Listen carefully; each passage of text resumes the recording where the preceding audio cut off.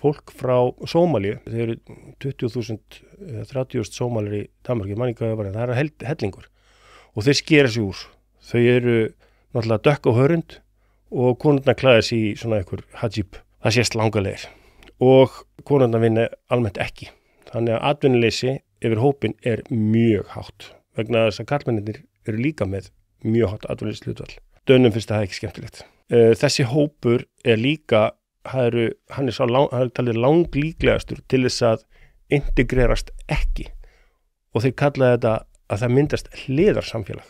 Það er samfélag inn í samfélaginu, inn í hinu danska samfélagi sem að Danir hafa ekkert með að gera. Og það eru ein reglur og þeir eru með, bara við vitum ekkert hvað er að gerast þar, en það er það eitthvað svona ættarveldis stigveldi þar, eins og í Sómalíu. Sómalía er hrunið land fyrir löngu síðan.